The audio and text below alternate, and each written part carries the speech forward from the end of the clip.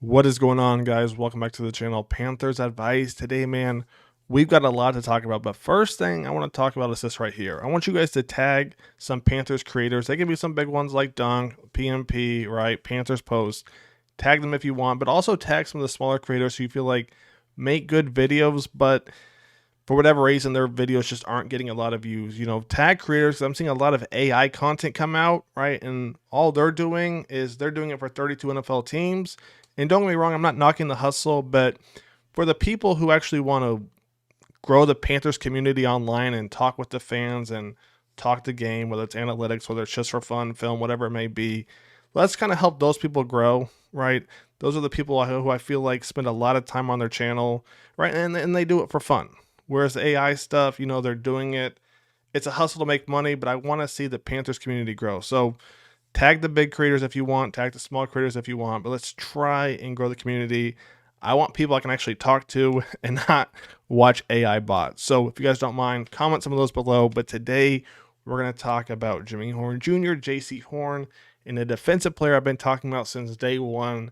And it feels like everyone is just now realizing, and not everyone, but some people are realizing just how much of an impact he's going to be, man. Let's get into the video. So first up is going to be Jaycee Horn Jr. reveals ambitious stat goals for rookie season with Carolina Panthers. Now, I'm not going to lie.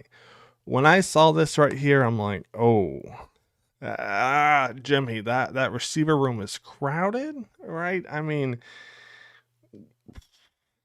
where are we going with this, right? But during an appearance on Shannon Sharp and Chad Ochocinco's Nightcap podcast, all right, former Colorado Buffalo standout receiver Jaycee Horn Jr. revealed some of the statistical goals he has for his upcoming NFL rookie season with the Carolina Panthers. Now, when I saw this article, I'm like, oh boy.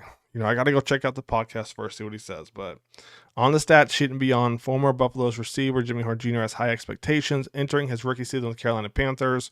Horn, who was drafted in the 6th round of April's NFL draft, revealed his year one stat goals on Thursday while appearing on Nightcap. So let's take a look, all right, on what Mr. Jaycee Horn wants to do. So for my on-field goals, when I catch my first NFL pass, I want to start from there and get a minimum of 250 yards, Horn said. Zero drops? Hold up. Full cam. I like the mindset right here. Now, I think the 250 yards was him kind of, what do you say? Keeping it kind of PC, right? And there might be a better word for that too, a better phrase, right? I think he's telling people what they want to hear. I think he wants to get higher than that minimum, right? But zero drops, perfect the route tree, and score my first NFL touchdown and make sure I'm in that wide receiver rotation. Let's talk about the first part, right? So obviously, man, when he catches that first NFL pass, it'll be big for him.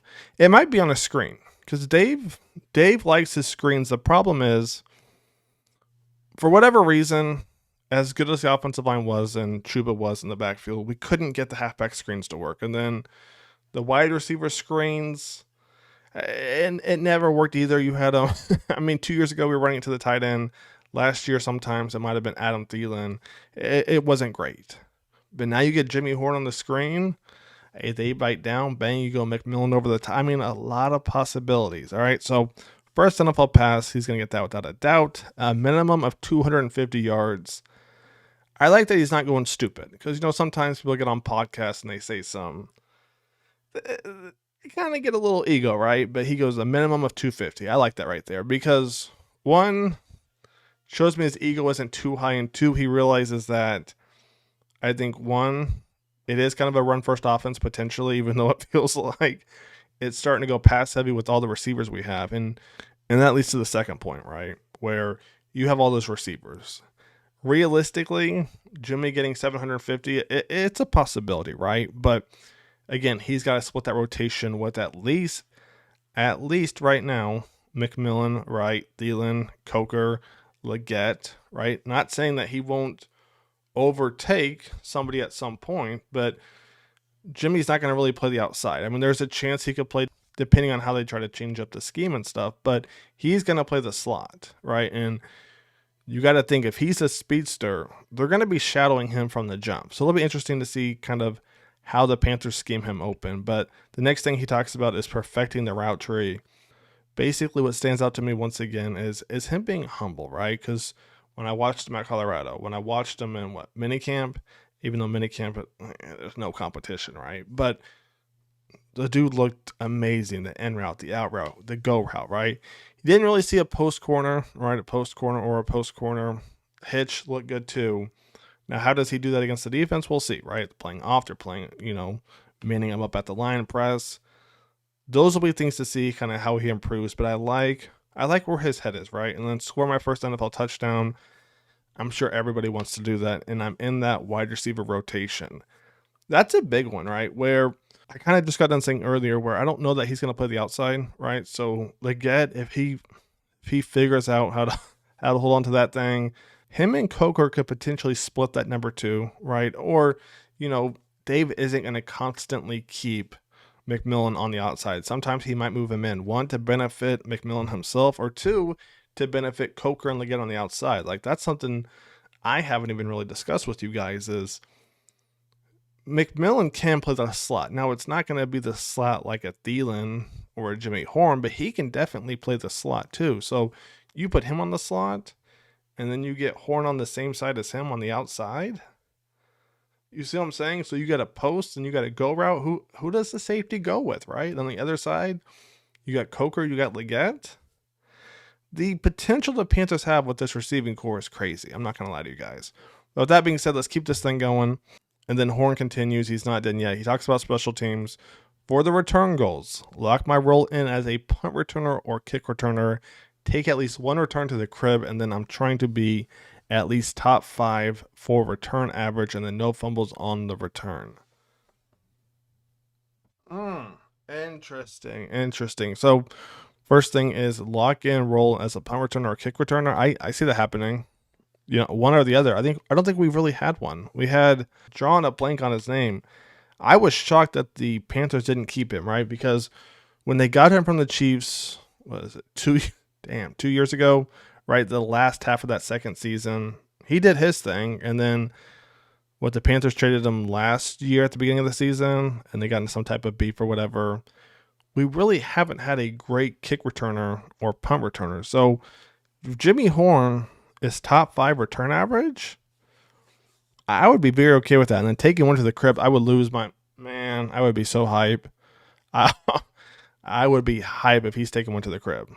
Punt return would be insane. Kick return would be dope too, just because the new rules. And I think we got close a couple times, but it's like nobody's figured out yet how to basically kind of block and scheme to really take that thing back to the crib consistently. But he's trying to do that and be top 5 for return average and no fumbles on the return.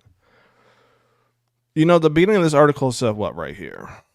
It says Jaycee Horn Jr. reveals ambitious stat goals. I like that word right there, ambitious, right? Because to me, that's what that is. 0 drops, right? No fumbles.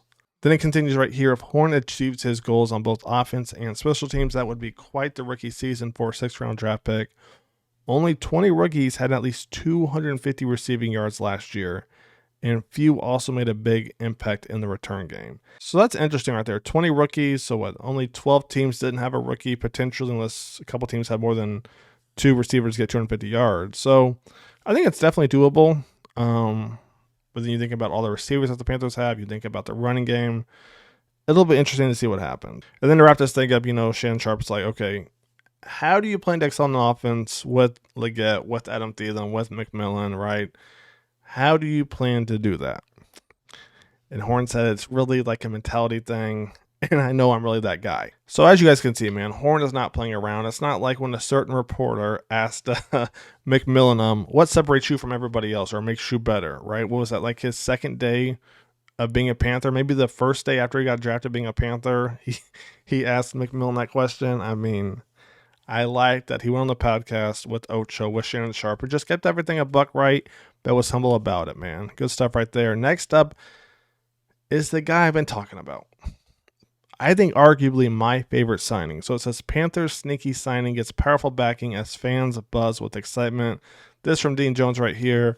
Dan Morgan can't have been pleased, probably couldn't have been pleased with having to watch Avero's defense give up more than 3,000 rushing yards in 2024. 3,000 rushing yards. It's actually insane. I'm going to actually do the math real quick. So You get what? 3,000 divided by 17. 100, can we see? 176. 176 yards a game. In a pass heavy league where linebackers have to be cautious who they hit across the middle. Safeties can't pop like they used to, right? Even, I don't think it was Woods, but it might have been who got flagged against the Cowboys for a hit, right? In a pass friendly league, and the Panthers were giving up 176 on the ground is actually insane. But this franchise prided itself on hard-nosed physical play stemming back to his time as a player. This was a far cry from those standards, and the general manager reacted aggressively in pursuit of turning the tide. Dan focused his immediate attention on the trenches. Tershawn Wharton joined from the Kansas City Chiefs. The Panthers also signed nose tackle Bobby Brown III, which is proof of how serious they are about restoring defensive respectability. A couple things to talk about real quick. So, we talk about how bad that run defense was. And, there was a certain Saints player who said he doesn't fear coming to the bank, right? He doesn't fear it. And there was people, part of the Panthers fan base is like, yeah, I don't blame him, right? Because what have we had? What have we done? No one shows up. No one's hype, right? But it feels like the tide is starting to shift, to get Tershawn Wharton. And I get it. Tershawn people are skeptic about because, one, he played with Chris Jones. He played in Spags defense, and the Spags is probably what? He got to be top 3 defensive coordinator all time. He took the 07, 08 Giants to beat Brady and them. Now he's with the Chiefs. Even when Mahomes having a bad down year, still taking them to do things. So I get the worrisome with Tershawn Wharton, but he has the repertoire, the arsenal, the bag to do great things. Now, run defense, yes, it'll be his weakness, but that's why we go out. That's why you get Bobby Brown. That's why we kind of fill up the outside linebacker position. That way, the first line of defense doesn't get ran on as much. Because last year, as you guys saw my video I just did, if you haven't already, go check that one out on Trevin Wallace, right? With Trevin, it wasn't fair because the offensive linemen were just getting demolished like it was nothing. So I do think Bobby Brown is going to be a huge, huge impact. But let's wrap this thing up. We got Jaycee Horn talking about how bad that Panthers defense was last year. So, rushing yards allowed, about what I said right there, 180. 180 is crazy, man. All right. 179.8 to be technical. Yards per game allowed is 404. 404 yards allowed per game, and then points per game allowed 31.4. Honestly, this number probably would have been higher, but teams were just basically running it down our throat. And then opponent passer rating 105.4. That's something we're going to touch on. We're not going to do that today, but that has to do kind of with the front seven, but also with the secondary too. But I don't want to dive into that because that's a whole nother mess. I'm not trying to clean up tonight. But let's talk about what Jaycee Horn said right here. So like I said before, he said we don't need to be anything close to that. You kind of want to throw it out of your mind because it's a new season, all right? But at the same time, it's on the back of your mind too because that should be really all the motivation you need to come back to camp. You don't want nothing like that to happen again. It was a lot of injuries and a lot of stuff of that nature, but at the same time, the stat book, it is what it is, right? So, like, we weren't a good defense last year, so this year we just have to go even harder than we did last year. It's out there, yeah. I mean, it is what it is. You just got to go about handling it the right way and bouncing back. What shocked me last year, I don't know if it shocked me, it felt like there was nobody who was stepping up on defense to kind of be the leader, right? On offense, we waited for Bryce Young to do that. Now, it took him getting benched to do that, but he did it. I won't say at no point because I felt like maybe the last 4 or 5 games, defense stepped up a little bit. But I don't even know who I would say stepped up. I feel like they kind of overall played better. But it's like Derek Brown, he got hurt. Clowney wasn't great. Josie Jewell gets hurt. Shaq gets hurt. And it kind of felt like everything just went and nobody picked it back up, right? So hopefully this year, man, we got a few leaders on the team so we don't have to deal with what happened last year. Let me know your thoughts, guys. That's going to wrap it up. We're going to talk more about the rookies and their signings, all right? Everybody is signed for in the Panthers as far as the rookie class from this past year. So that is good news. Unlike Shamar Stewart with the Bengals because he's still not signed, right? And there was talk that the Panthers may or may not get him, right? And there wasn't a lot of talk, but there was some talk, right? Because on paper, he's everything you want. But then when you look at the film, you're like, I don't know. When the Bengals, they went out and they took a chance. And Now they're potentially not going to have Hendrickson or their or Shamar Stewart. Good luck to them, man. But that's going to wrap it up. Panthers Devices out. I'll catch you guys on the next one. Take it easy. Peace.